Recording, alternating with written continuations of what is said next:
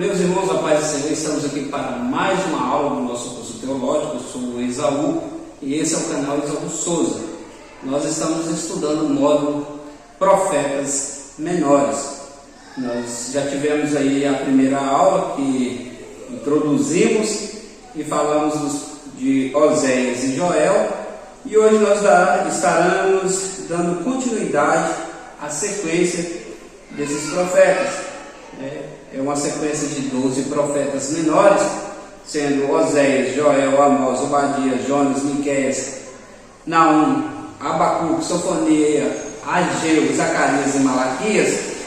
Nós já estudamos aí na primeira aula, são 5 aulas, e na primeira aula nós falamos de Oséias e Joel, e hoje nós estaremos estudando Amós e Obadias. Vamos fazer uma oração para darmos continuidade a essa aula. Querido Deus e soberano Pai, sou grato, Senhor, por essa oportunidade, a qual o Senhor nos concede estar aqui para aprendermos da Tua Palavra. Deus, abre as nossas mentes, o nosso coração para guardar a Tua Palavra, para que possamos colocar em prática e viver a Tua Palavra em todo o tempo. Deus abençoe os alunos desse curso. Abençoe o professor que está ministrando essa aula, pela graça, pela misericórdia do Senhor. Dê-nos capacidade de passar o que realmente a Tua Palavra tem para nos dizer. Dá-nos entendimento, capacidade, sabedoria, cada dia mais, para que possamos ser renovados pela Tua Palavra. É a oração que nós fazemos, em nome de Jesus Cristo. Amém. Hoje nós vamos estar dando continuidade aí a segunda aula do módulo Profetas Menores, e hoje nós vamos falar de Amós e Obadias. Nós aprendemos que na introdução na aula passada nós falamos um pouco, de cada profeta, cada um desses profetas menores. Todos eles mencionamos aqui, já que nós estamos numa continuidade aí, hoje já não faz necessário falar de todos. Nós estaremos dando continuidade hoje. Para iniciar, falaremos de Amós. Na aula passada nós estudamos Oséias e Joel, sendo Oséias 14 capítulos e Joel apenas 3. Isso nos deu um total de 17 capítulos estudados na aula passada. Agora nós vamos estudar Amós e Obadias, o quadro um pouco diferente, e tem muita semelhança com Oséias. Tem 9 capítulos, enquanto Obadias tem apenas um capítulo. Mas não se engane, esse um capítulo de Obadias tem muito a nos revelar, tem muita coisa, tem muito a extrair desse único capítulo de Obadias. Nós vamos observar a mensagem desse profeta, merece tanto um destaque quanto ao profeta Amós, devido à sua relevância histórica. Então nós vamos ver, quando nós chegarmos aí nessa parte de Obadias, vocês vão ver o quão importante, o quanto que nós temos que aprender com esse profeta, o quão grande a mensagem para os nossos dias. É uma mensagem de alerta, é uma orientação para que não erramos da forma que outrora erraram os que estão compondo ali esse contexto.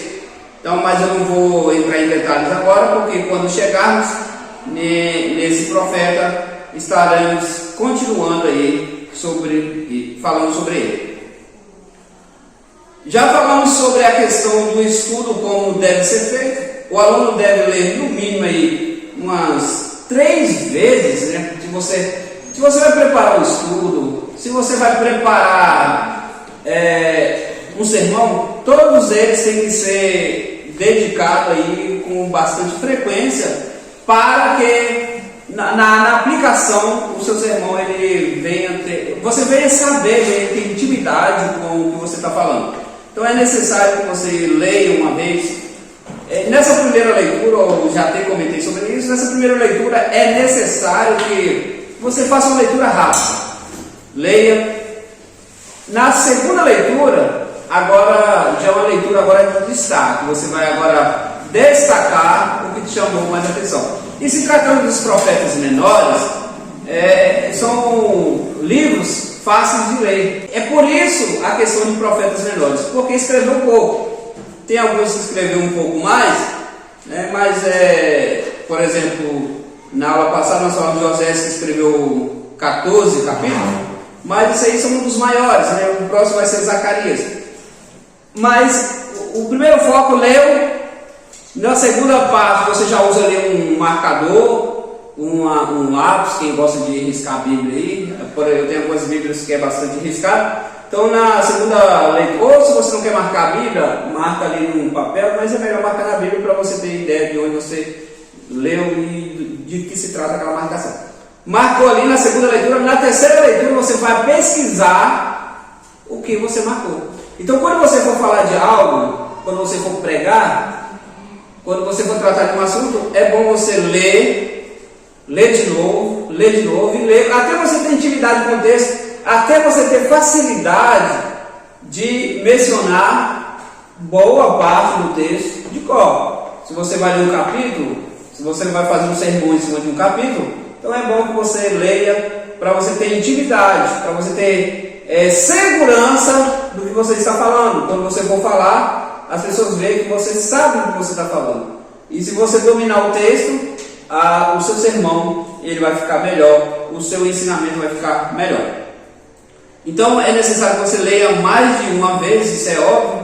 Às vezes nós queremos aplicar um sermão e nós lemos uma vez, depois nós vamos pegar comida requentada. O que é isso? Vamos pegar sermões preparados na internet para aplicar para a igreja. Então acaba a igreja percebe que você está meio cru ali, está frio. Então leia, releia, depois vai destacando ali o que você leu. E a parte mais complexa, os assuntos mais difíceis, você vai, tira um tempo maior, vai pesquisar o que é essa palavra, o que significa, qual é o contexto, qual é o significado. Então você vai procurando até você ter intimidade e saber o que está falando. E procura informações sobre o assunto e aí você vai ter uma boa aula, um bom sermão, um bom ensinamento, uma boa pregação. É muito interessante a pessoa que dá aula na escola bíblica dominical, vocês que cursam, por exemplo, é muito bom vocês exercer cargos como professor de escola bíblica dominical, para vocês ir aperfeiçoando, né? Porque muitas informações vocês vão pegando no curso, vocês vão aplicando, isso é muito interessante. Se prontificar, se tiver uma vaga aí, se estiver precisando, eu estou à disposição, mas tem um detalhe muito importante para todo mundo, para botar conversando com o moço ali agora. Ele até falou comigo que tem interesse de ser professor da escola bíblica dominical, mas aí ele mesmo falou, mas primeiro eu tenho que ser aluno. Perfeitamente. Não tem como ser aluno se não ser professor, se nunca foi aluno, né? Acho que essa menina aqui nunca participou, não. De quê? Da escola bíblica dominical. A correria dela no domingo de manhã, né? Tem a... Mas é bom. Eu sinto falta. Nós vamos entrar aí agora a falar sobre Amós, que é o terceiro que compõe aí a lista de profetas menores. Quem assistiu a aula? Só, é o que eu imaginei. Do quê? Do que todo mundo. E aí, o que eu faço com vocês se não assistiram? É falta, né? Considerar falta. E isso pesa lá no certificado, tá, gente? As pessoas que assistem as aulas quando não vêm aqui é Thaís, Luciana, ponto. Que eu tenho certeza que assistiu as aulas. Agora os outros já era. Se não assistiu aqui, então tem que assistir, tá, pessoal? É necessário assistir, porque é o conteúdo. O nosso foco aqui não é dar certificado para as pessoas. O nosso foco aqui é que você pega, você aprenda. E é lógico que nós estamos tratando de um curso básico, mas é um curso muito rico. Se você for falar a nível de conhecimento que as pessoas têm hoje está muito escasso. Então você aprende muita coisa aqui que a pessoa devia saber, só no contexto de igreja, e não sabe. Aí acaba que tem que estar pegando aqui. Então é interessante se envolver. Hoje nós vamos falar do terceiro profeta aí, que é o profeta Amós, e posterior nós vamos estar ainda nessa aula falando também de Obadias. Amós apresenta 8 pronunciamentos de juízo e 5 visões sobre a iminente ruína do povo de Israel. E como Oséias profetizou durante o tempo de um dos reis de Judá e de Jeroboão II, rei das tribos do norte. Amós, o terceiro dos 12, no entanto, seguindo a ordem cronológica, Amós é o primeiro dos profetas escritores. Então é mais ou menos assim. Na aula passada nós falamos de Oséias e Joel. Falamos aí, Oséias vai tratar do amor, né, que é o casamento, o assunto mais conhecido de Joel é o casamento dele com uma prostituta. Vai falar do amor de Deus para com o povo. Nós falamos de Joel sobre a forma que o povo estava tratando a casa de Deus, estava tratando os pobres, e o porquê que o castigo estava vindo pelo fato deles negligenciar e abandonar a ação social. E Amós, na cronologia, como eu já expliquei diversas vezes aqui no curso de teologia, que a Bíblia ela não está escrita de forma cronológica, e sim de forma lógica. Fala, Thaís. Não foi Oséias, não? Oséias? Você falou de Joel? Não, eu falei assim, nós falamos de Oséias, que trata do assunto de amor, né, que ele casou com a prostituta, e continuamos falando de Joel, que trata da ação social, que o pessoal estava deixando a desejar. Ele estava vivendo de boa situação, mas Deus ia mandar uma praga de gafanhoto para comer as plantações, para eles cair em si e ver que eles estavam vivendo só para si. Mas o assunto que vai falar do amor vai tratar do caso da prostituta, que ele vai casar com a prostituta, é Oséias, que introduz aí os profetas menores. Então, na cronologia, na ordem cronológica, ou seja, no momento exato, na sequência dos anos, o primeiro dos profetas menores então seria Amós. Amós seria a introdução.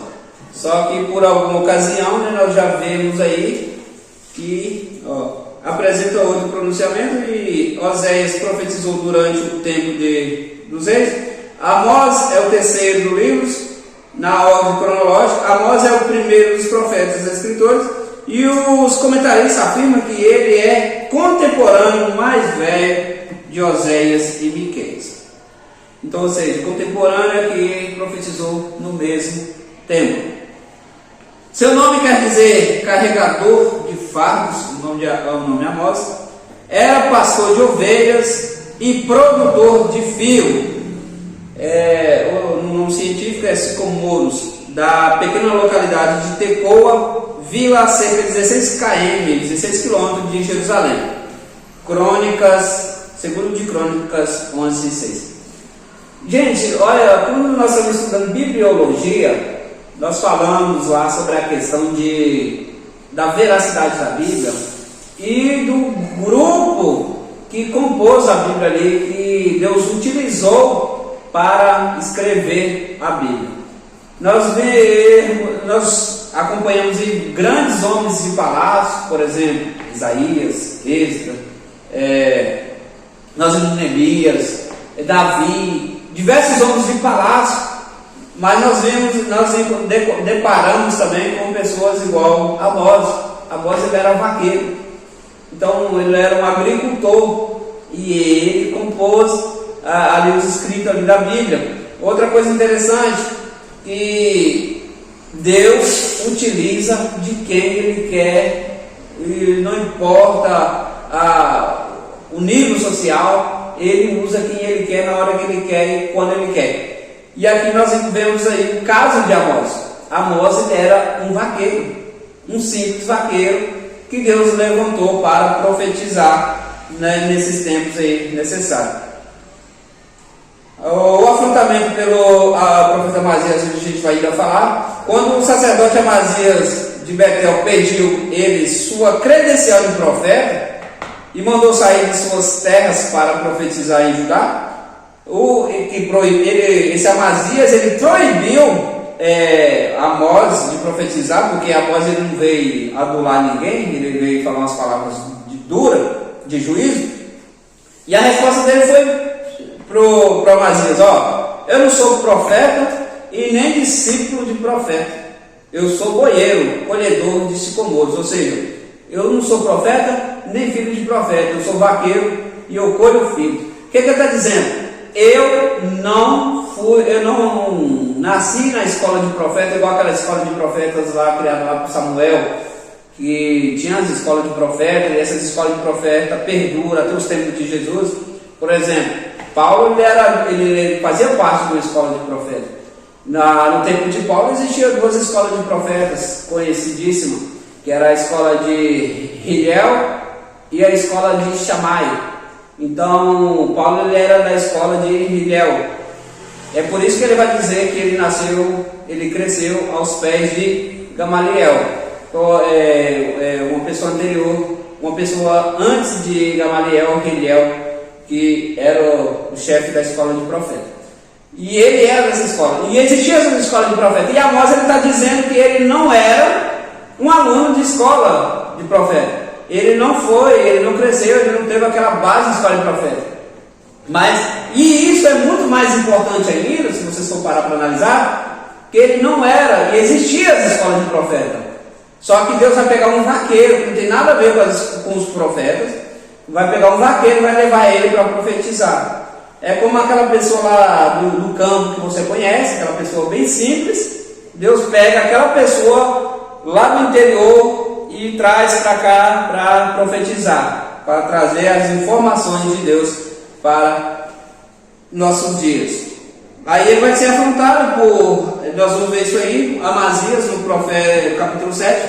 Nós vimos um caso parecido lá em Jeremias, quando Jeremias vem profetizar e vai levantar um profeta que vai dizer que aquilo era mentira, que Deus ia aliviar a barra do povo, e Jeremias vai falar: você vai morrer por causa dessas profecias mentirosas suas. E assim aconteceu. Na versão mais atualizada, ele disse: não sou profeta por profissão, não ganho a vida profetizando, sou pastor de ovelhas e também cuido de figueiras. O que quer dizer, não era profeta, né, educado na escola criada por Samuel. Quando Deus quer falar, ele usa de quem ele quer, da maneira que ele quer, porque ele é Deus, ele pode, ele é o dono de tudo. Então, nós vamos ver a situação que Deus vai usar criança, vai usar pequeno, grande, rico, pobre. Então literalmente Deus não faz acepção de pessoa. Deus não tem esse negócio, esse grupo aqui para mim é melhor. Não. Ele vê quem está mais na brecha, quem está à disposição e usa.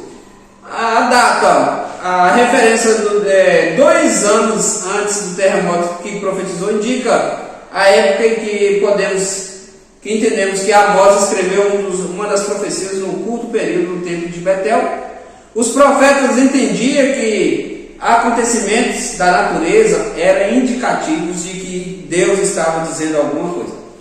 A Bíblia deixa isso muito claro para nós, que quando nós vemos aí a natureza em fúria, isso é Deus utilizando da natureza para castigar a nação. Então, boa parte é Deus utilizando, porque Deus, quando quer trazer o juízo, ele usa o que ele quiser. No passado ele usou muitas nações. Nós vamos ver aqui no decorrer da aula que a Síria era um instrumento de Deus para punir o povo. Mas quando Deus não está usando uma nação, ele usa dos meios da natureza. Na aula passada nós falamos de Joel. Joel vai citar os gafanhotos, uma praga de gafanhoto. Era o que Deus estava utilizando para alertar aquele povo. E às vezes nós vemos aí terremotos, maremotos, chuva destruindo tudo. É Deus dando um recado, é Deus passando uma mensagem. Como dizem que Deus não castiga? Quem falou? As pessoas também dizem isso, que Deus não castiga, que Deus não julga. Pois é. Há pessoas que não leem Bíblia. Então isso vinha, como diz o Salmo 94. O que acontece? Deus, se ele fosse aplicar a justiça, se ele fosse aplicar a ira, o quanto que nós o revoltamos, já é. Então, quando nós temos o Espírito Santo, que nós vemos alguma coisa, por exemplo, você já passou por uma situação de ver pessoas escarnecendo o nome e a gente acaba ficando bem irritado, né, com essa situação? É porque nós somos um, né? Automaticamente Deus também sente isso. Ele não entristece, lógico que entristece. Eu vi até um caso recente agora, um menino antes, depois do culto, falou, uma irmã, estava conversando, e ela falando que na aula dela lá, as pessoas querendo colocar ela no estreito lá, que estava indo contra a fé dela, ela bateu o pé. Então, ou seja, ela titubeou assim, não, eu não aceito, porque você está indo por um caminho, você está sendo preconceituosa com a minha fé. Se eu não posso falar nada do que você defende, então isso aí não é correto também. Ou seja, ela literalmente defendeu a causa do Evangelho. E num ambiente onde tinham várias pessoas pseudos crentes que concordavam com tudo, ela não concordou. Mas nós como igreja, né, como templo, sentimos isso? Quando as pessoas atacam a fé, porque Deus se irrita. Sim, o pecado entristece a Deus, o pecado aborrece a Deus. E chega uma hora, aí Deus sempre vai levantar profetas, pessoas para alertar. Então é normal quando você vê um profeta exaltado. No sentido de exaltar, de corrigir, sim. Isso é normal, que Deus chama o povo, que no momento que nós estamos vivendo, o povo não está agradando a Deus. O povo está aborrecendo a Deus. Então por isso que Deus levanta pessoas para corrigir. O interessante é que toda correção de Deus, Ele sempre dá um aviso, assim, vai acontecer isso e isso. Mas se arrepender, se fazer isso, eu alivio. Sempre foi assim. Deus sempre procurou que o povo se arrependesse. E aqui não é diferente. Aí Deus utiliza. Às vezes a pessoa está, por que disso? Gente, tudo está no controle de Deus. Mas as coisas acontecem por conta do pecado. As pessoas estão pecando num nível que Deus fala, não, então eu vou deixar vocês por conta do pecado de vocês. O próprio pecado, as consequências do pecado causam as coisas ruins. Então, o que nos livra, o que nos defende é Deus. Quando a gente se apega a Deus. Então, coisas piores não acontecem no nosso contexto, porque somos pessoas que estamos pegando constantemente com Deus. Então, isso serve para ao nosso redor. Por isso que o Brasil ainda está um triz. O Brasil está um triz. Mas o Evangelho no Brasil ainda é muito forte. O Brasil já foi celeiro de missionários, já foi símbolo de cristianismo. Hoje já não podemos dizer isso, mas ainda assim, Deus, Ele cuida. Você pode ver que as nações mais incrédulas, mais idólatras, são as que mais sofrem. As pessoas que mais pedem. O nosso cenário de hoje, quando a gente olha esse cenário de hoje, eu não acredito que daqui a 4 anos nós venhamos ter isso também. Entende o que eu quero dizer? Nesse contexto de pelo caminho que está indo, o pessoal só está se afastando de Deus. Porque esse ano eu observei as pessoas orando, algumas ainda estavam procurando. Entende? Mas eu não acredito que daqui a 4 anos elas vão procurar, porque parece que as pessoas se acostumaram com a iniquidade. E se a pessoa não pegar firme, aí entra em pauta aquilo que Jesus falou, que a Bíblia deixa bem claro. Porventura, quando o Filho do Homem vier, achará fé na terra? Então a gente está caminhando para essa fala. Então por isso que a gente tem que pegar, porque nos últimos dias muitos se apostatarão da fé. A Bíblia deixa muito claro isso também. O profeta também cita um terremoto, Zacarias capítulo 14. Alguns comentaristas acreditam que Amós seria profetizado durante 10 anos antes, 10 anos nos reinos de Uzias e de Jeroboão II. Uzias ou Zacarias reinou durante 52 anos e Jeroboão 41 anos, segundo de Reis, capítulo 14, 23 e capítulo 15. Esses dois reis se destacaram pela eficiência e prosperidade, mas os profetas não se deixaram iludir pela fartura e prosperidade em seus olhos. Via anos antes daqueles dias e via a visão dos profetas. Eles não eram levados pelo contexto que eles viviam, porque Deus mostrava a eles o que ia acontecer. Então a boa convivência ali, vamos dizer, a fartura, as coisas do momento ali não enchiam os olhos deles, porque eles viam, assim como nós vimos Jeremias, Ezequiel, que vai sentir na pele aí a dureza do coração do povo. Aparentemente o pessoal achava que estava bem, mas só que ele via dias ruins, o povo ia ser levado a cativo e eles não acreditavam. Não é diferente nos dias de hoje. Nós pregamos sobre o arrebatamento, que ele vai acontecer, a hora vai chegar, mas as pessoas não estão nem aí. Mas o nosso trabalho é pregoar, é falar, independente se eles creem ou não. Porque a vida de Jesus ela é certa. E eu não preciso crer para ela acontecer. É independente.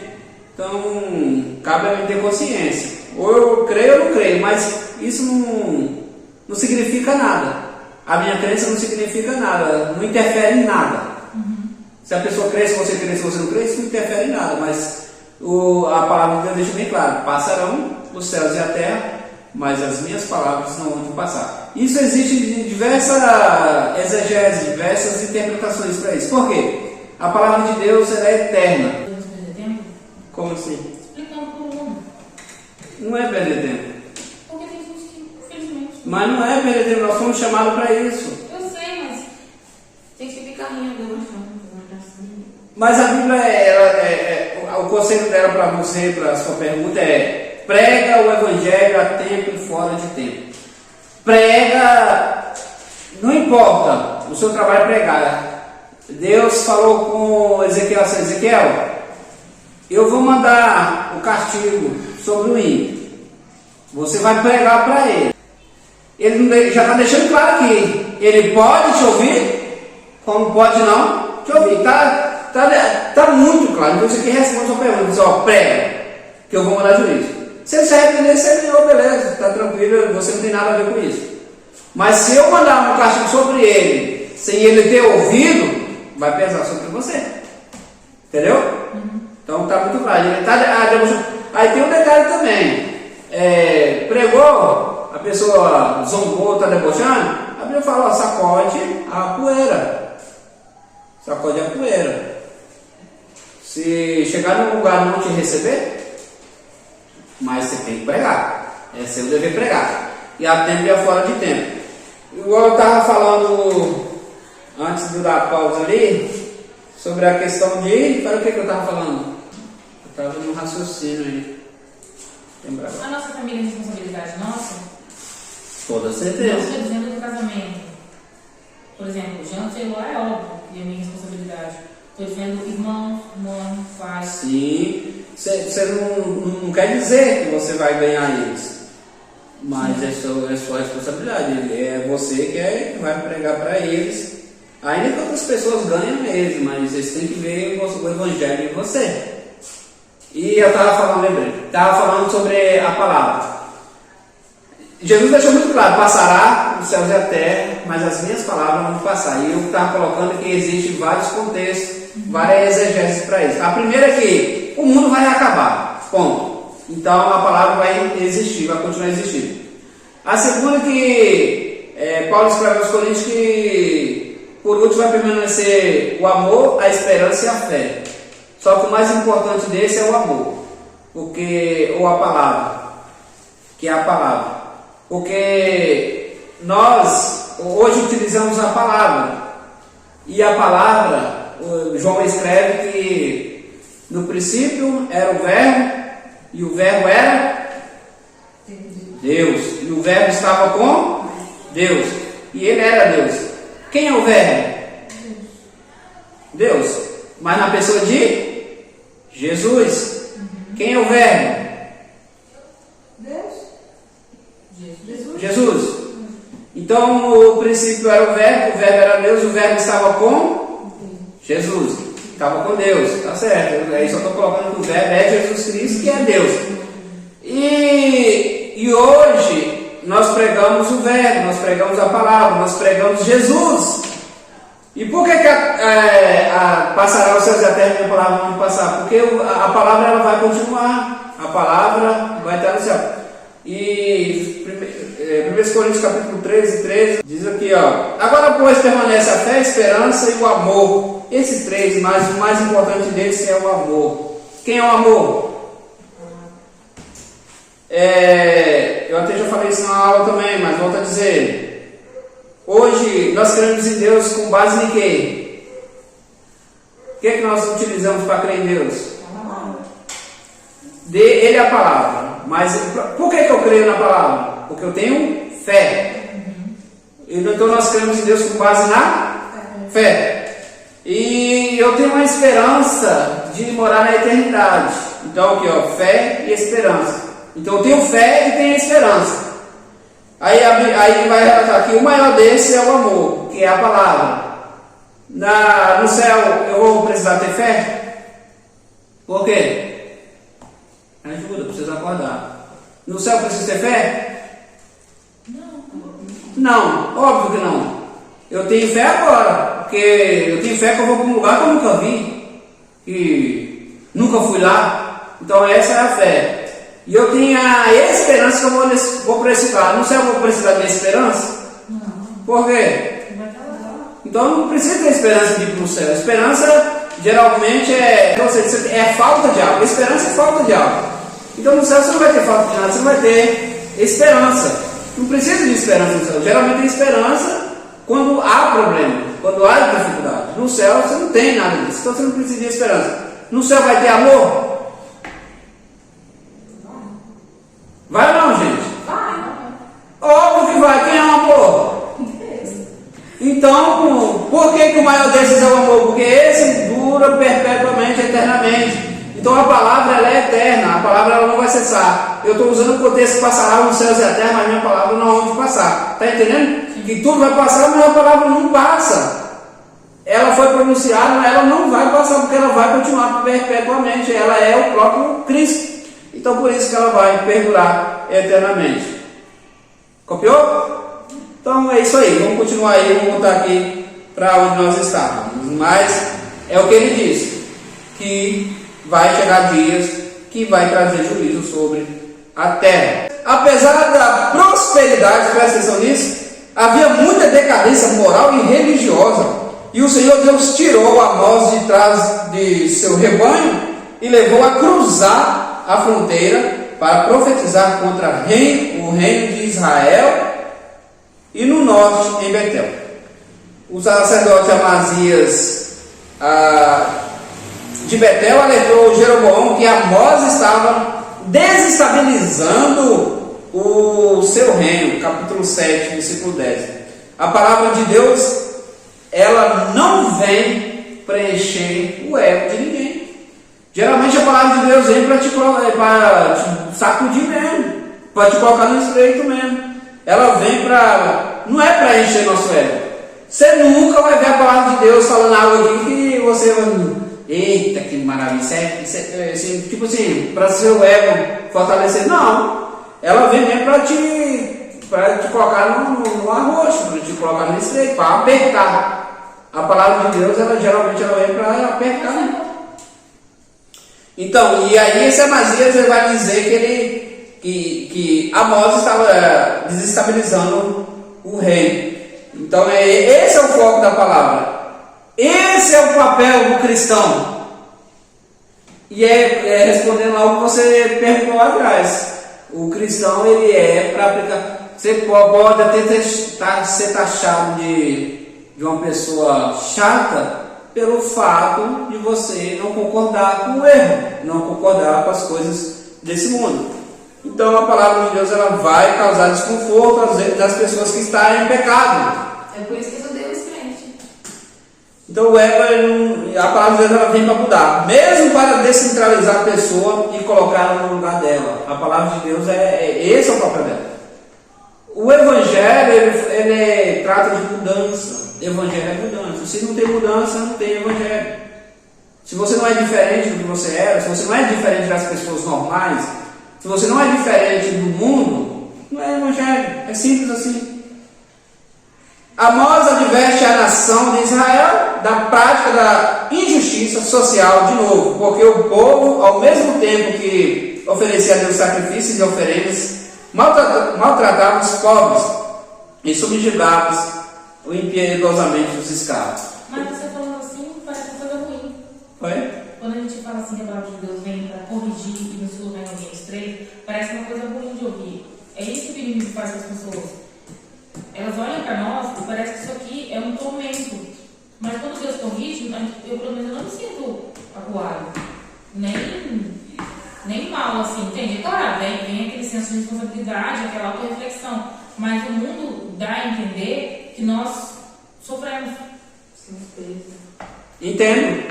Somos presos, entende? Sendo que nós somos livres, só que mais bem realizados, para falar a verdade. As pessoas, elas não consideram, elas acham que são livres. As pessoas que estão na mulher, elas se consideram livres. Não são. Então, mas elas se consideram livres. Elas acham que nós que somos presos ao evangelho. Só que é fácil você fazer um teste com uma pessoa. Chega com uma pessoa que acha que é livre e geralmente se a pessoa te oferecer alguma coisa que vai contra a sua fé, você fala, não posso, porque eu não quero, e outro que eu não posso também, que vai contra a minha fé. Vamos falar de uma bebida. Vamos falar de um costume que nós não temos. Por exemplo, beber bebidas alcoólicas. A pessoa te oferecer, você fala assim, não quero. Aí você vai dizer assim, não, eu não gosto, e outro que também isso vai contra a minha fé. Aí ele vai falar para você, tô falando? Vocês não podem fazer nada, vocês é preso, vocês é escravo disso. Tu vira para a pessoa e fala assim, para de beber hoje, não bebe mais não. Ah, não consigo não, porque quem é o escravo aqui? Para de fumar, fala assim, para de fumar. Chega para a pessoa e fala assim, se você falar hoje vai parar de fumar, você para? Ela, para, aí você vai ver a mãe está fumando. Você não falou que ia parar, eu não consigo não. Quem é o escravo que é? Eu ou você? Entende? É simples você colocar essas pessoas no lugar delas. Você gosta de uma cerveja, né? Você é livre, não é? Então para de beber. Ah, não, sem a cervejinha não consigo ficar, não. Quem é o escravo? É eles que são escravos da bebida. Eles são escravos do cigarro, eles são escravos dos vícios. É simples você medir. Eu sou cristão, sirvo a Deus. Vamos ver qual de nós dois que é escravo aqui. Deixa de fazer isso, deixa de ser um adulto, deixa de ser um prostituto, deixa de ser um maldizente, deixa de ser um falador, um mal pagador. Ah, eu não consigo. Pois é, são um escravo. Tem uns crentes também que é mal pagador também, mas não é crente de verdade. Então, mas eu estou falando se é mal pagador, então não é crente. Pode até fingir que é passar por crente, mas não é. Porque a Bíblia, ela não mente. Ela fala que os maldizentes, os enganadores, o mal pagador é enganador. Então eles... Os vestimentos. Oi? Nós não, tecnicamente assim, não é que nós somos melhores, mas nós não nos vestimos como o mundo, sabe? Como as outras mulheres se vestem, como o mundo acha que deve ser. Entende? Elas entendem que isso é uma autossuficiência. Isso é uma liberdade, eles acreditam. Entendeu? Sendo que nós entendemos que o Senhor não se agrada disso. E aí para esse assunto também. Geralmente, nós somos templos e morada do Espírito Santo. Nós somos templo do Espírito Santo. E o Espírito Santo não habita em templos sujos. Então nós entendemos que quanto mais preservarmos o nosso corpo, mais Deus vai se agradar. Essas pessoas também, elas querem mostrar o corpo, isso porque o corpo delas é vitrine de exibição para vocês verem a situação. A pessoa só se sente bem se ela conseguir atrair alguém, se conseguir causar desejo em alguém.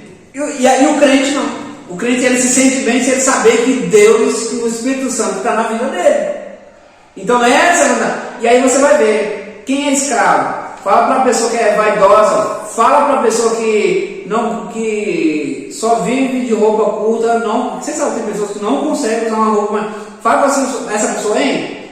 Deixe de usar essas roupas curtas, já que você é livre. Não consigo. Ela vai falar para você que não consegue. E realmente não consegue. Eu estou usando aqui a roupa curta, mas existem diversas coisas. Deixa essa vaidade sua para lá. Não consegue. Até porque Salomão falou que tudo é vaidade.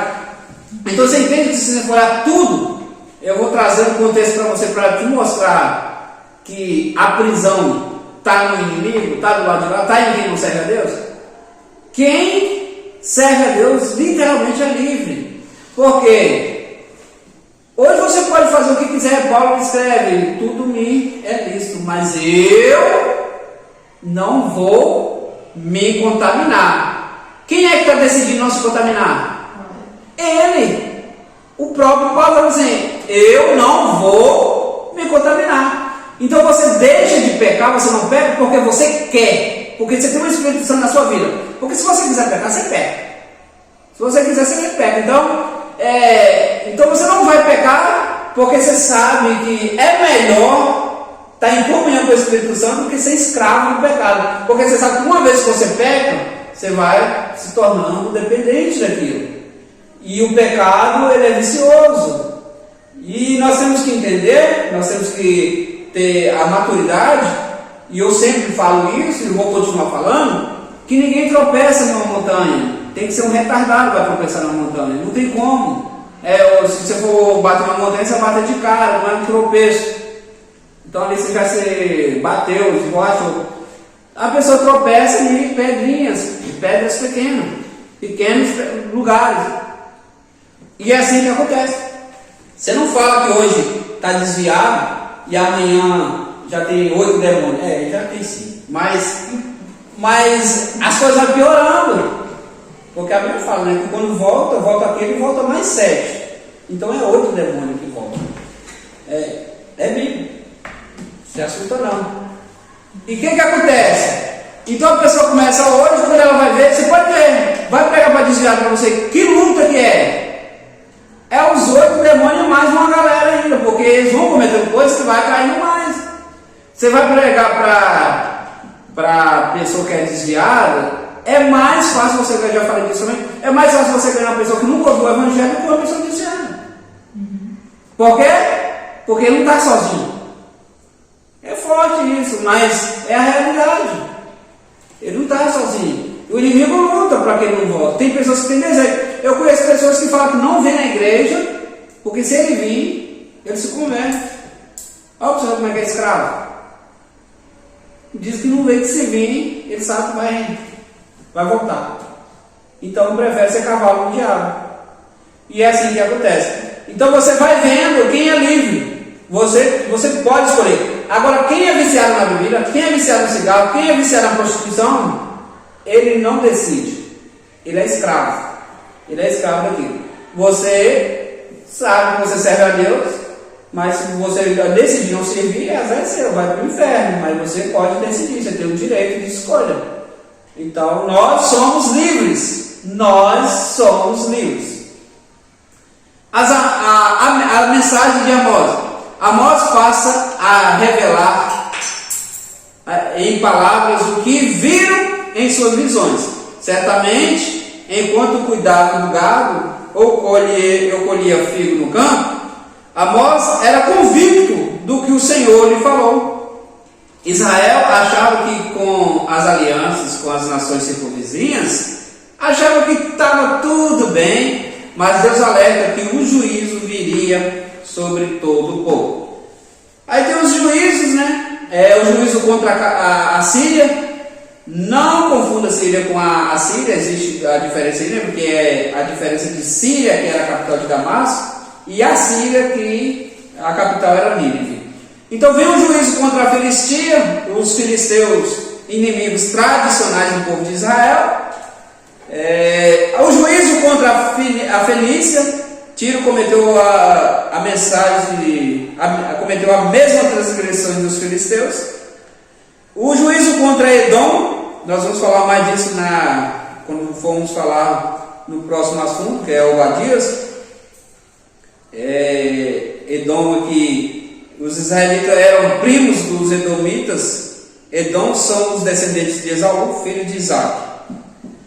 O juízo contra Amon. Amon invadiu Gileade e matou as mulheres grávidas e crianças, eram muito cruéis. Segundo de Reis, capítulo 21. O juízo contra Moabe. Para quem não sabe, Moabe aqui foi impiedoso contra Edom, por isso será castigado. O interessante é que aqui, o Moabe aqui, que era descendente de Ló, eles já foram impiedosos contra Edom. E Edom era uma nação que foi impiedosa contra Israel. E Deus castigou também, até porque Edom era descendente de Esaú. O juízo contra Moabe, o juízo contra Judá, suas próprias mentiras os enganaram após eles andarem como seus pais. Aí vem a palavra do Senhor: o castigo sobre Jerusalém é porque foram desobedientes a Deus. Anos depois, a cidade foi totalmente destruída e incendiada por Nabucodonosor. E eram descendentes também de Edom. Juízo contra Israel, com Amós está profetizando as tribos do norte. Israel, a sentença contra eles é maior. O juízo de Deus contra os escolhidos é maior. E o juízo sempre vai começar pela casa de Deus. Por que eles são escolhidos? Oi? Por que eles são escolhidos? Quem? Israel. Israel é o xodó de Deus, a nação que Deus escolheu para nascer. Porque ele nasceu lá, então ela é o xodó. Hoje, as pessoas até ficam chamando Israel de terra santa. Israel não é terra santa. Israel não tem nada de santo neles hoje. Mas eles é a nação que foi escolhida por Deus. Mas ela é a nação que teve o prazer de trazer o Messias, o prazer de trazer, por isso ela é escolhida. Então o juízo sempre vai começar pela casa de Deus, o juízo contra a casa de Israel. Aí continua aí Amós, ele é ácido com as nações, ele é duro com as mensagens. As pessoas acham que nunca serão alcançados pelos atos de injustiça, da justiça de Deus. Por isso temos que ter cuidado. Tiago capítulo 3 deixa claro que os mestres também serão julgados. Aí Paulo ainda continua. Paulo mostra que os obreiros hão de comparecer diante de Deus para prestar conta. Então quem mais é dado, mais é cobrado. Capítulo 3 de 1 Coríntios, versículo 10. Mas nós podemos pedir? Sim. Mas para quê? Você está pedindo para quê? Então, mas aí a gente é culpado, a gente não pedir, então? Oi? A gente não pedir? Você tem que pedir, mas para que você quer? Porque se mais é dado, mais é cobrado. Sim. Então, É o que eu quero que você mesmo, se responda. Você está pedindo para quê? Para abençoar outros. E se você não abençoar outro, você vai ser cobrado por isso, porque você tem como abençoar. Se você não está abençoando, o que você fez? Você enterrou o talento. E talento enterrado vai prestar conta para Deus. Isso é forte. Então, esse povo que vai para a igreja, que vive inteiro está no banco lá sem fazer nada, faz o que com isso? Porque eles têm talento também, né? Porque que não tem nada. Está enterrando talento. Ou seja, poderia muito bem estar falando de Jesus para alguém, tem que estar falando. Você tem que anunciar, então está enterrando talento. Então, mas tem aqueles que têm mais, né? A oferecer, porque Deus deu mais. Então, quem mais é dado, mais vai ser cobrado. A sentença contra Israel, do capítulo 3 ao capítulo 5. Interessante ver aqui um vaqueiro, colhedor de figos, acostumado com o campo, conseguiu anunciar plenamente a missão que lhe recebeu de Deus. Gente, o camarada sai lá no meio do mato e vai lá anunciar o que Deus está mandando. Existe tanta barreira no meio disso aí, se vocês for parar para ver. Existe a primeira barreira é: quem é que vai acreditar no que eu vou falar? Não, ele não estava nem aí, o vaqueiro não estava nem aí. Sim. não quero nem saber quem vai ouvir, quem não vai. Mas eu vou falar se Deus está mandando. E quando Deus fala, você é convicto. Então essas pessoas que Deus manda ela falar e ela não fala, esses covardes, que é covarde, existe nos dias de hoje. Talvez até entre vocês, eu já usou vocês para falar e vocês não falaram com alguém. Quando você passa por alguém, podia falar de Jesus para aquela pessoa. Já tem certeza que alguém já passou por isso aqui, podia ter falado. É o Espírito Santo te alertando para ir falar. E você não fala. Então, você pode ser cobrado por essas coisas. Eu já senti várias vezes. Sim, eu sei disso. Tipo, vai, faz. Aí, tô vendo. Então. Aí, várias vezes. Aí é onde entra a classe dos tímidos. Mas no dia aconteceu um pouquinho, só nem lembro, acho que umas 4 vezes. Não, quando você busca o Deus, não vai ser comigo sempre, não. Eu sei, mas tem vezes que você está passando assim, você vê a pessoa ali, eu podia falar. Então, mas quando isso é muito forte. Você fica o dia inteiro pensando naquilo. Não, nem sempre. Não, porque pelo menos comigo, quando acontece. Às vezes você vê a pessoa. Aí se é uma pessoa que está passando por você ali, você não vai ver mais a pessoa. Às vezes você vai se envolver com outra coisa e você acaba nem lembrando. Mas já aconteceu de eu passar essa pessoa, chegar lá na frente, aí eu paro, aí eu volto, não acho a pessoa. Aí eu tenho que ir lá na frente da pessoa, lá no outro dia, falar com a pessoa. Aí, porque você não tem paz. Pois é. Mas tem gente que acaba deixando para lá. Então ele conseguiu transmitir eficazmente aí a palavra, o que Deus tinha passado. O juízo contra os escolhidos. Na primeira parte ele aqui anuncia o castigo que virá sobre Israel, especialmente porque era povo escolhido. De todos os povos da terra, somente a vós escolhe 3, 2, eu não sei nem o que eu estou falando. Deus nunca pune uma nação sem antes mostrar por que ele está punindo. Então o juízo começa pelo povo de Deus, Ezequiel capítulo 20, versículo 30, e 1 de Pedro também, capítulo 4. Então, Pedro vai anunciar que se Deus, 17, vou ler para vocês, fica melhor. 1 de Pedro, capítulo 4, e o versículo é o 17. Olha só, que diz aqui, porque já é tempo que comece o julgamento pela casa de Deus, e se começa por nós, qual será o fim daqueles que desobedecem ao Evangelho de Deus? Ou seja, Deus vai tratar com todo mundo, imagina com quem não quer saber dele. Então vai ficando aí de qualquer maneira para ver o que vai dar. O juízo contra a alta sociedade, as vacas de Bazã, conhecido isso aqui, geralmente está falando que eram vacas muito bonitas, então o pessoal estava sendo considerado as vacas de Bazã. Talvez essa colocação aqui tenha tudo a ver com a forma que as pessoas viviam, né? Talvez aqui está falando de homens e de mulheres que abastavam, ricos, poderosos, que tinham de tudo, farturas, né? Mas desprezavam uma coisa que Deus deixou que não podia cessar, que era a assistência social, ajuda ao povo. Exato, mas quando Deus ele nos dá, pelo menos nós crentes entendemos, que devemos abençoar outros, não? Oi? Quando Deus o quê? Quando Deus ele nos abençoa, nós como igreja, como servos, nós entendemos que aquilo não é só pra gente. Sim. Entende? E o pessoal a questão aqui que o pessoal vivia em farturas, vai ser chamado aqui como vacas de Bazã, vivia em farturas e o povo entre eles ali, o povo deles ali estava passando necessidade, que é contra as leis até. A nação de Israel era não um outro judeu, um outro israelita não poderia ser pobre.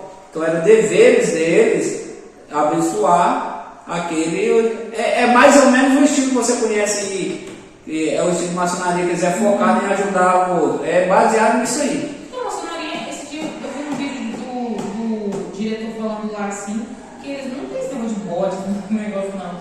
Eles são tipo uma organização que se ajuda. Você interessou, né, Laura? É, mas essa parte é segredo, essa parte não pode ser falada, não. Então, mas será que essa parte aí tem níveis para saber do ocultismo. Então tem. A parte oculta, ela não pode ser anunciada fora. Tanto para saber tem que atingir um grau, né? Isso não pode de qualquer maneira. Não me interessei, não me interessei. Então fica esperto. E todo o ocultismo, ele é maligno. A palavra de Deus, ela é transparente. Todas as vezes eu chegava assim, eu, o Senhor, estou falando.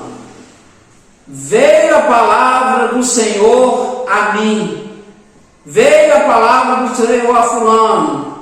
Eis que eu falo no nome do Senhor. Então Deus nunca guardou segredo. Então o ocultismo, ele é maligno.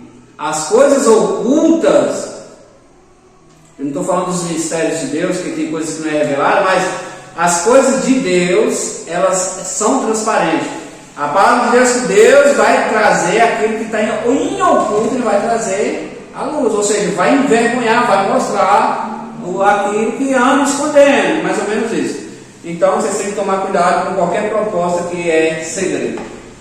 O juízo contra a alta sociedade, as arcas de vazão, cumpre as regras, mas pecam. Esse povo aqui, gente, eles tocavam tão bonito, faziam um culto tão bonito, esse povo aqui, a moça vai falar com eles, Alguns religiosos seguem regras, acham que agrada a Deus, além de se gabam, que dão dízimos, gozos e ofertas na igreja, continuavam vivendo em pecado. O pessoal prestava um bom culto, assim, aparentemente, à vista, assim. Eram pessoas que contribuíam, pessoas que dizimavam, mas estavam em pecado. E existe isso nos dias de hoje, pessoas que às vezes subornam ali o pastor, o dirigente, e ele pode viver da maneira que ele quer, porque ele tem um dízimo bom. Deus envia desastres para chamar a atenção do povo de Israel, mas esses continuavam iguais.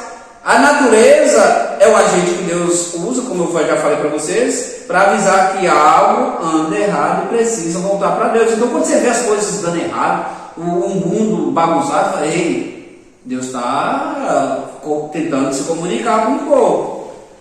Não há esperança para os que desprezam a Deus, capítulo 4.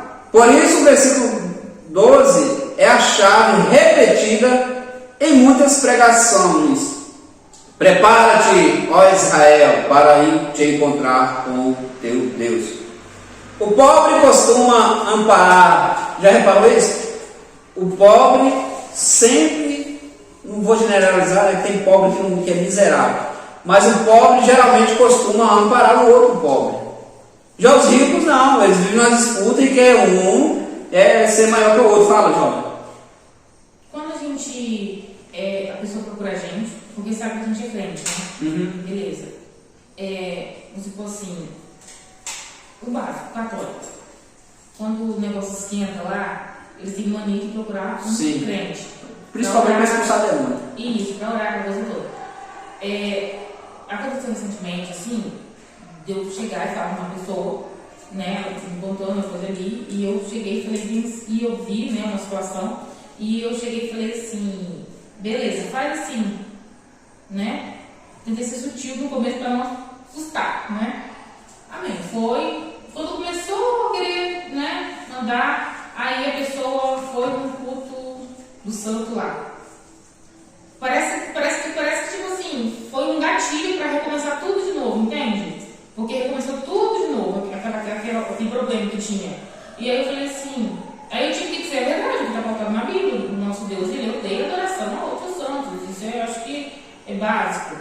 E eu falei assim, olha, eu vou dizer uma coisa a você, não sou a melhor nesse quesito, nem vou te dizer que eu sou a perita, mas está escrito ali que ele odeia a adoração a outros santos. Nosso Deus, ele não se agrada disso, ele não divide sua glória com ninguém. Quando a gente faz isso, a gente impede que o Espírito Santo age, não é? Sim. A pessoa se afastou. É como se eu tivesse assustado ela. Então eu fiz errado quando eu disse isso? Porque parece que a gente acaba perdendo a pessoa quando a gente acaba soltando alguma verdade. Não, você falou a verdade, Porém, entretanto, todavia, você tem que, quando é pessoas que é muito apegada a essas coisas, você tem que ser sutil. Paulo ele escreve que eu fiz de doido para ganhar doido, de normal para ganhar normal, de rico para ganhar rico, de pobre para ganhar pobre. Então, ou seja, eu jamais vou ver alguém confrontando a fé dela. Já bate doído. Mas espera, olha, tem coisas que você vai. Agora, por exemplo, uma pessoa desviada, que conhece a verdade, você não precisa ser sutil com ela. Mas uma pessoa que é idólatra, você não. Porque a pessoa fica a vida inteira daquilo ali. Então, aí Paulo, quando ele chega por meio daqueles, no meio de Atenas ali, tinha mais ídolo, estátuas de ídolo, do que pessoas. E ele viu um altar ao Deus desconhecido. Ele falou assim: eu vi que vocês prestam culto a um Deus desconhecido. E é sobre esse Deus que eu quero falar com vocês. Então ele utilizou do que tinha ali para falar. Numa ocasião dessa, o que é o correto você fazer? Você vai conversar com essa pessoa, não bate na ferida dela a princípio, mas coloca ela para ver.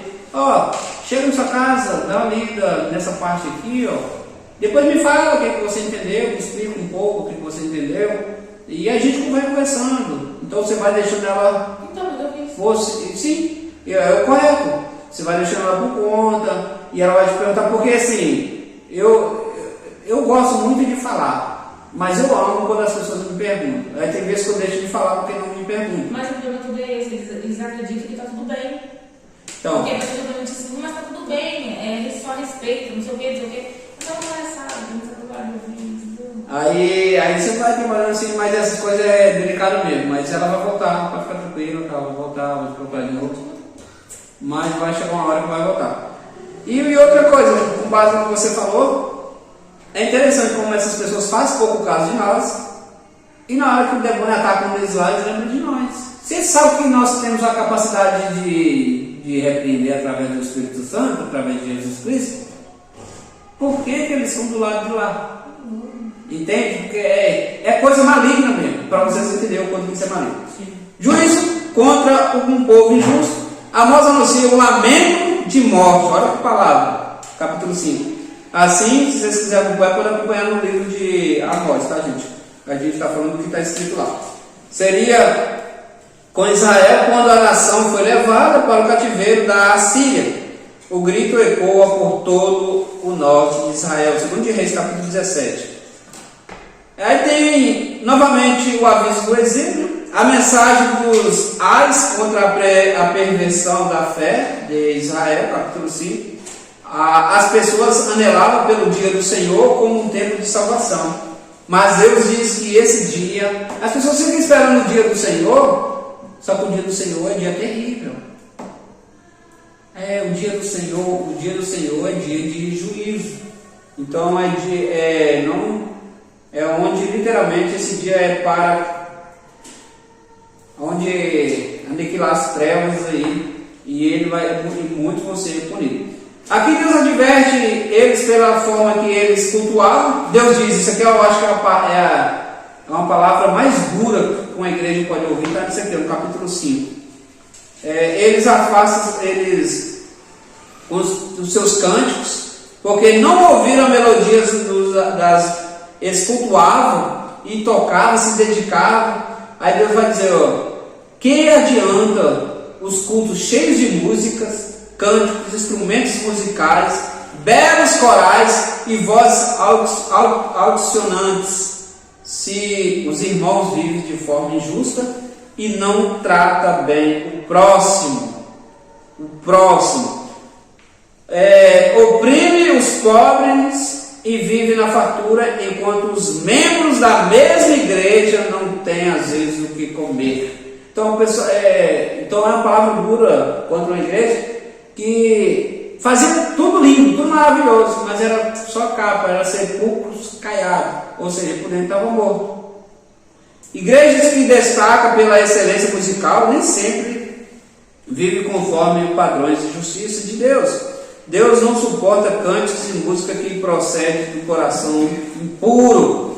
No capítulo 6, novamente, Deus fala contra a injustiça social e sobre o conforto dos ricos, que faz seus shows de música mas não tem pena dos pobres. Aqui, ó, a casa de José, o destino dessa gente será o cativeiro, os descendentes de José. Se você quiser saber qual é o destino dos ímpios, é só ler o capítulo 6, aí a partir do versículo 8 de Amós, e você verá. Aí tem as visões do castigo divino, que é aqui, ó. O profeta Amós tem uma reação peculiar ao ver essa cena. Ele grita: Senhor Deus, perdoa, como subsistirá Jacó, pois ele é pequeno. Então ele vai, é o profeta que Deus chamou para trazer juízo ali, para anunciar o juízo, só que ele mesmo fala: não, Senhor, tem misericórdia. Ele vai clamar, o vaqueiro aqui, gente, vai clamar por misericórdia. O profeta não é um justiceiro de Deus, ele é um ser humano cheio de misericórdia. Nós vamos ver isso em Moisés. Moisés pediu misericórdia a Deus quando Deus queria destruir o povo, né? Números capítulo 14. Um líder, um profeta, ele compadece o povo. Vai chegar uma hora que Deus vai falar assim para Moisés: Moisés, eu vou matar todo mundo, Moisés. Aí vai ter que pedir misericórdia. Não, Senhor, não faz isso não. Então ele tem ali um diálogo com Deus. Mediante a intercessão do profeta Amós, Deus ouve as orações dos servos de Deus, e a oração que nós fazemos pode reverter a fúria de Deus. Olha que bacana. Mas não é que ele esteja furioso com você não, mas reverte também. Se você se arrepende, porque a Bíblia fala que aquele que arrepende e deixa, confessa e deixa, alcança misericórdia. Então Deus, ele é compassivo, ele é misericordioso. Então, ainda que ele decretou a fúria dele, mas se unirmos e pedirmos perdão, ele alivia. Não é que também vai cessar por tudo não, porque aí também tem um preço, sempre o pecado sempre gera custo. Sempre gera custo. Então vai ter, mas ele alivia, ele passa junto com a gente. Então o que acontece com esses países que caem em miséria? Eles não se arrependem no final? Por exemplo, de que você está falando? As pessoas vivem bem em determinado tempo, né? O país é próspero. A gente vê como agora na política as pessoas mostrando: o país era próspero, o país era bom, o país caiu em miséria, né? Sim. Eu tenho certeza que você entendi. Esse é o afastamento de Deus. Mas será que não se arrependeram? Mas pode ter os que se arrependem, mas os que estão, a maioria não se arrependeram. Os que estão na liderança não se arrependeram. Então não tem. Não tem. Deus cuida daquele que se arrepende. Deus pode até cuidar. Se Deus pode até cuidar, não, Deus cuida. Deus que se arrepende. Mas, por exemplo, se é um contexto de miséria e que os governantes dali não se arrependem, ninguém volta para Deus, vai continuar na miséria. Mediante a intercessão do profeta, Deus tem misericórdia. A terceira visão de Amós no capítulo 7, um prumo, né? Nós sabemos que o prumo ele é para alinhar a parede, né? Alinhar o muro. E aqui Amós fala contra Jeroboão II, e o sacerdote Amazias se levanta contra. A visão do Senhor em pé junto ao altar.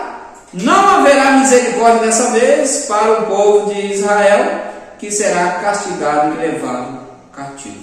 Então, aí do capítulo 7 a 10, nós vemos aí as visões aí de Amós contra o povo, a intercessão também de Amós pela nação, pelo que ele vê que vai acontecer, e ele vai se compadecer. Aí se você passar um pouquinho mais para frente, você vai ver aí Obadias, né? Obadias como Abacuque, não tem data específica, trata do juízo de Deus. Geralmente esses profetas tratavam mais de juízo. E só que aqui o juízo de Deus contra Edom. A destruição total dessa nação se dará aqui, vocês vão ver, porque ele se gloriou da desgraça de Israel, por se recusar também de agir como guardador de seu irmão. Como assim? Edom era descendente de Esaú. Lembrando, pessoal, que quando a Bíblia fala que eu amei a Jacó e aborreci Esaú, está falando de nação. Jesus amou Israel e rejeitou o Edom, rejeitou as nações que voltaram contra o Senhor. Até porque os fins da vida de Esaú e Jacó, eles terminaram em paz, né? Você sabe muito bem que Jacó decidiu voltar para casa e ele encontrou seu irmão e eles se abraçaram e se perdoaram. Só que a descendência de Esaú sempre foi contra a descendência de Jacó. Então sempre teve aí essa rixa entre esses parentes, eram primos, né? Aqui está falando de descendência. Obadias, o significado é servo ou adorador do Senhor. Então, se você tiver um filho, coloca Obadias, que é adorador do Senhor. Fala com minha amiga. Não se sabe ao certo quem foi Obadias, onde viveu, quem eram seus pais. Alguns acham que foi no tempo do rei Josafá. Olha que bacana isso aqui, ó. Alguns rabinos acreditam que se trata de Obadias que viveu na época de Acabe. Vocês lembram que lá teve o Obadias, um servo de Acabe, que ele escondeu alguns profetas na caverna, escondeu 100 profetas, né, que Elias vai se encher de razão, falou: Senhor, ó, só ficou eu. Aí Deus vai virar para ele assim: ô Elias, não se acha não, eu tenho 100 profetas que não se curvou a Jezabel, fica se achando a última bolacha não, Elias. E quem escondeu esses profetas foi Obadias. Possa ser que seja esse Obadias, né, que guardou e alimentou e cuidou deles para que não fossem mortos pela rainha Jezabel. 1 de Reis capítulo 18. Edomita. Ainda há outros que afirmam que se trata de um edomita prosélito devido às suas profecias contra Edom, ou seja, dedicado a Deus. E também a viúva. E outros que acham que a viúva daqui, ó, não tem aquela viúva que foi encontrar com Eliseu, que suplicou o azeite, que não tinha nada. Ó, certa mulher das mulheres dos discípulos do profeta clamou a Eliseu dizendo: meu marido, o teu servo, ela vai dizer, o teu servo morreu e tu sabes que ele temia ao Senhor. Deixa eu mudar aqui. Ele temia ao Senhor. É chegado o credor para levar os meus 2 filhos para serem escravos. 2 Reis capítulo 4. Há quem diga que o marido dessa mulher era esse Obadias. Então há diversas vertentes aqui. Não se sabe ao certo. O que nós sabemos é que ele foi um camarada que Deus utilizou para trazer juízo e alertar o Edom. O contexto da mensagem profética: a nação de Edom e suas brigas com Israel, com Jacó. Edom é a nação que que defendeu, como eu já disse para vocês, Edom era os descendentes de quem? Edom descendeu de Esaú, gente. Edom era descendente de Esaú. Edom significa vermelho, tem a ver com Adão. Irmão gêmeo de Jacó e filho de Isaac. Eles eram gêmeos por ter nascido no mesmo ventre, no mesmo dia, mas não tinha semelhança.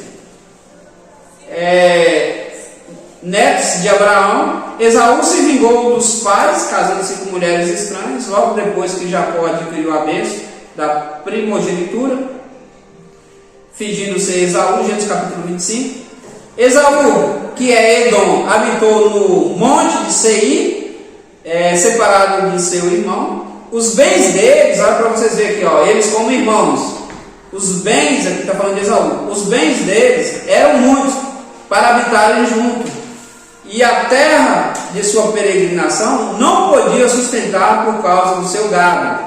Então, o motivo da separação de Jacó e Esaú, porque eles tinham se separado. Vocês lembram da história? Por que Jacó fugiu?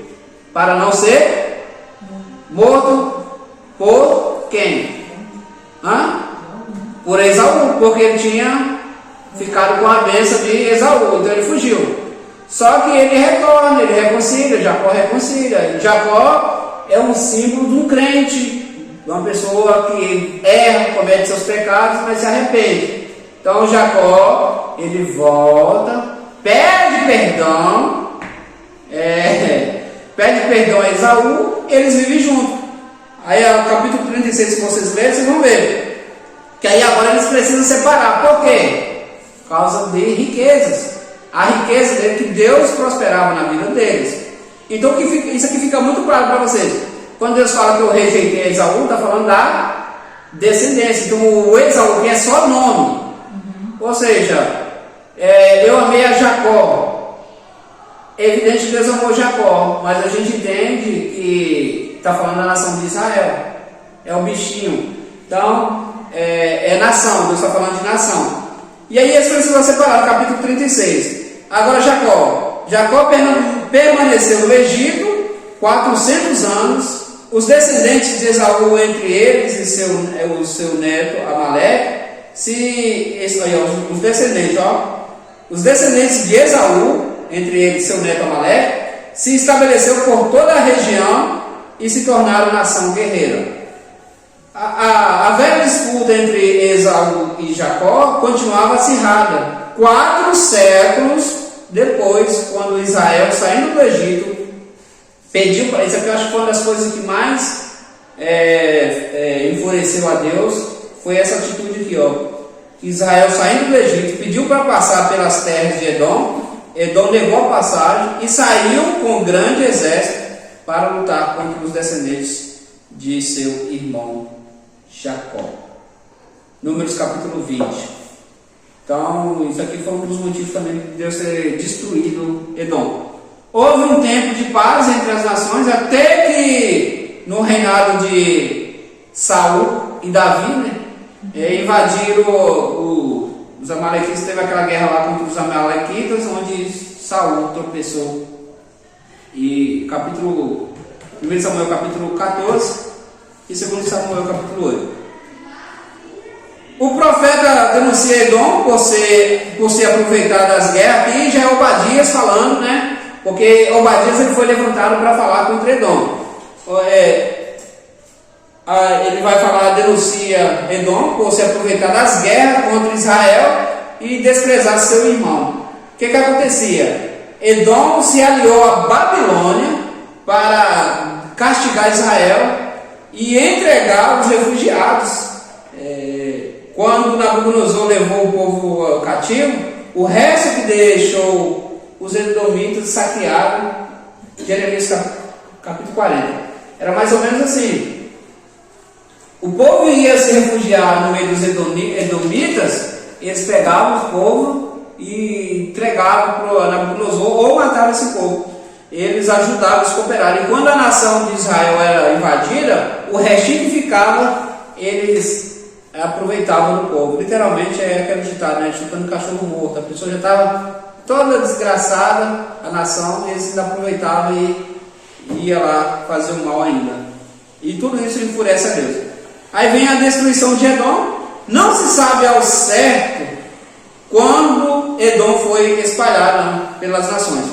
Na época do profeta Malaquias, que profetizou o retorno de Israel do cativeiro, o reino de Edom já estava em ruínas. Malaquias capítulo 1. Deus é quem determina o destino dos povos, afirma Obadias. Como fizeres, assim se fará contigo. Teu mal feito tornará sobre tua cabeça. Ei, literalmente, é o que eu e você já sabem muito bem. Todo mal que a pessoa semeia, ela vai colher ele uma hora ou outra. O que Deus falou a Edom deveria soar aos ouvidos dos crentes como advertência. Qualquer correção contra qualquer pessoa tem que soar aos nossos ouvidos como advertência. Ou seja, se nós ver alguém falhar, errar, pecar, e o juízo de Deus vindo sobre essa pessoa, nós temos que aprender com isso. É para nós não ir pelo mesmo caminho. Mas é incrível quanto às vezes a gente tenta ir pelo mesmo caminho que as pessoas erraram. no passado a gente sabe como foi que as pessoas caíram, que as pessoas erraram, que as pessoas se afastaram de Deus. E às vezes nós tentamos ir pelo mesmo caminho. Obadias falando. Infelizmente, às vezes nós nos deparamos com pessoas que tentam levar vantagem da queda dos outros. Isso não é novidade. Tem pessoas assim, mas Deus vai cobrar essas pessoas também. O Senhor exalta e abate, seja pessoas ou nações, conforme o conselho da sua vontade. Os critérios de Deus são perfeitos, justos, verdadeiros, plenos de misericórdia. Paulo ensinou que aquilo que nós semearmos, tudo aquilo que nós semearmos, Gálatas 6:7, tudo do 7 ao 10, tudo que a pessoa semear, isso ela ceifará. Senaqueribe aprendeu duas. Para quem não sabe, Senaqueribe ele faz ameaça a Ezequias de que o Deus de Israel não podia livrar de suas mãos. Ou seja, Deus levantou a nação da Síria aqui para lutar contra Israel. Só que quando ele chegou lá, se vocês verem isso aí, segundo de Crônicas 32, Deus levantou essa nação para ir contra Israel. Só que chegou lá e ele falou demais. Ele falou: quem é o Deus de vocês para livrar vocês das minhas mãos? Você não sabe do meu histórico, onde eu tenho passado? Nenhuma nação, nem os deuses deles pode me parar. Aí Deus vai usar Isaías e assim: ô Ezequias, você sossega, calma. Ezequias, a Bíblia vai falar que Ezequias vai orar, porque ele é tão audacioso, esse Senaqueribe, ele é tão ousado, que Ezequias vai falar com ele: ó, ele estava falando no idioma que todo o povo entendia, e Ezequias vai falar com ele: fala no seu idioma que eu entendo. Não, ele queria que todo mundo ouvisse a afronta que ele estava fazendo. Não, eu vou vir com vocês e eu vou esmagar vocês. E aí aconteceu o que aconteceu, né? Eles foram derrotados. Eles iam para castigar Israel. Só que ele falou demais, ele falou que não devia, e aí sofreu as consequências. E o pior, né? Ele foi derrotado e assassinado pelos próprios filhos quando ele adorava o seu Deus. Vou até mudar aqui, está com o D maiúsculo aqui. Quando adorava o seu Deus na Síria. Segundo de Crônicas, capítulo 32. Tem muitas histórias fantásticas no Velho Testamento. Se vocês pararem para ler, vocês vão ter um conhecimento magnífico. Seja bendito, aqui Deus usando aqui Daniel aqui agora. Seja bendito, Deus de eternidade, porque dele é a sabedoria e o poder. É ele quem muda o tempo e as estações, remove reis e estabelece reis. É ele que dá sabedoria aos sábios e entendido de entendimento aos inteligentes. Ele revela o profundo e o escondido. Lembra que eu falei sobre ocultismo? Ele revela o profundo e escondido. Conhece o que está em trevas e com ele mora a luz. Daniel, note assim, Daniel, capítulo 2, versículo 20 ao 23. Então, nosso Deus, ele não é Deus de ocultismo. Ele é o Deus. Então essas coisas, geralmente o oculto sempre é algo proibido. Sempre é algo que não deve, é algo que não pode. Então Deus não é Deus de ocultismo. Os profetas de Deus profetizam derrotas, mas sempre acenam com misericórdia de Deus. As profecias de Deus, nós aprendemos também sobre decifrar um profeta de Deus, porque um profeta é falso, ou ele só profetiza beleza, joia, coisa boa, ou ele só profetiza coisa ruim, mas não dá o respaldo de posterior. Mas o profeta de Deus, ele dá advertência. É por isso que eu até essa semana, estudando essa aula, eu até aprendi algo muito interessante.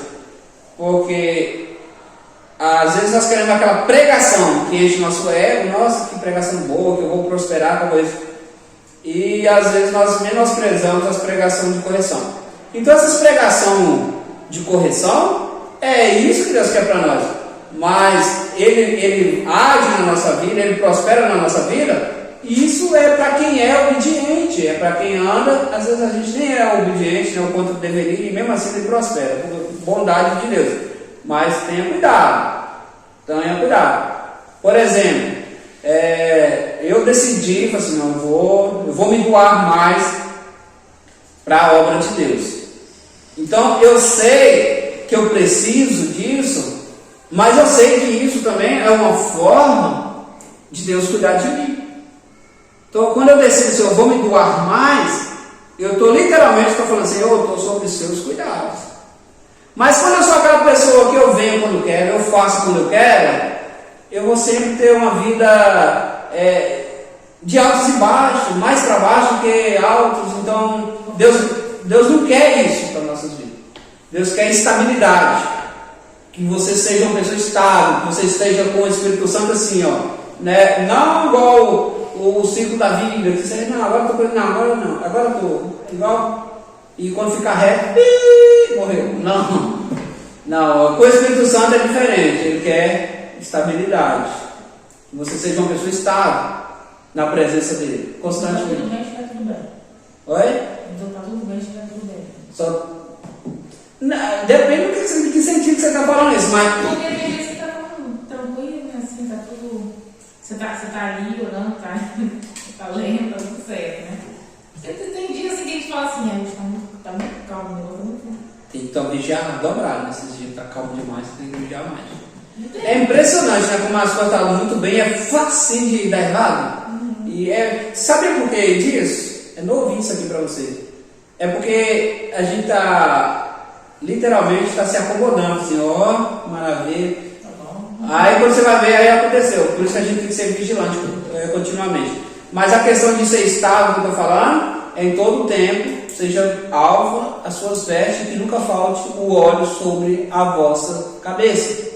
Então, ou seja, em todo o tempo, seja firme, constante, perseverante, na presença do Senhor. Até porque a vida do Senhor será como ladrão e ninguém sabe o momento ou a hora que isso vai acontecer. Então, por isso nós temos que ser estável. Deus não se agrada da pessoa que hoje é crente, amanhã é mais ou menos. O mais ou menos não é dele. Então, não é dele, é de quem, gente? Então, ou é dele ou não é.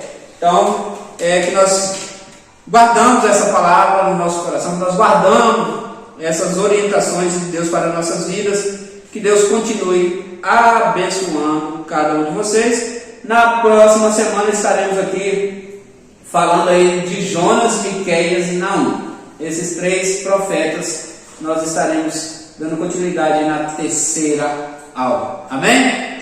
Perguntas, emoções, sentimentos? Esse é o momento. Oração na madrugada. É a melhor que tem. Sim, mas a gente tem que acordar a vida inteira, todo dia. Eu ensinei uma vez aqui sobre a oração de madrugada. Todo dia? 2 vezes por dia? Oração de madrugada. Eu já falei para os alunos aqui a importância da oração de madrugada. Por que essa oração de madrugada ela é tão importante? Eu acredito que seja um momento assim, em que a gente se doa mais. E eu já ouvi dizer as pessoas falarem que é o momento em que Deus ele para ouvir de verdade, entende? Você já ouviu falar que a filha é menor? Eu posso falar? Pode. Sacrifício. Eu já ensinei, semana passada.